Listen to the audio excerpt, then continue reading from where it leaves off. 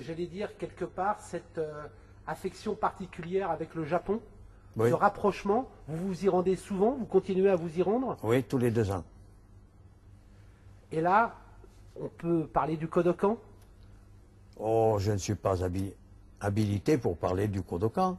Le Kodokan, c'est M. Kano qui a fondé cette école, c'est tout. Et nous suivons les traces et l'enseignement de M. Kano. Mes professeurs au Japon sont M. Abe, 10e dan, M. Osawa, 10e dan, et au sol, M. Matsumura. Voilà. Non, c'est difficile de parler du Japon parce que moi j'aime le Japon, mais il y a des personnes peut-être qui...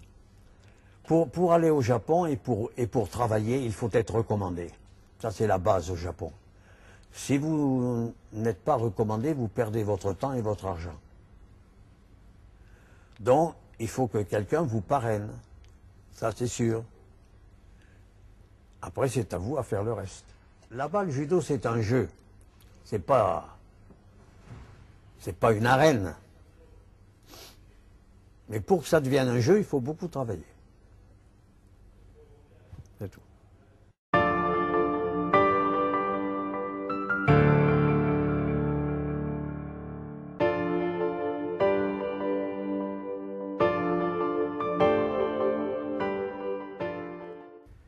Aujourd'hui, quel regard vous portez sur le judo?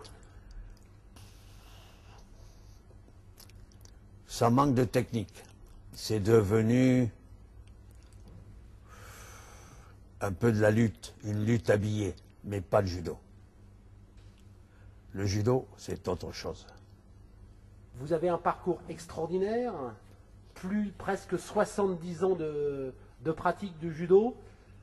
Est-ce que vous êtes conscient que vous avez laissé une empreinte dans le judo français, mais aussi dans le judo mondial? Ça, je ne peux pas vous répondre là-dessus. Je ne sais pas. Vous le savez bien quand même, Non, que vous avez influencé un certain nombre de personnes. Moi, je ne sais pas. J'ai une voie qui a été tracée par M. Kabashi, par M. Abe, qui est mon prof depuis 1951. Le reste, je ne veux pas savoir.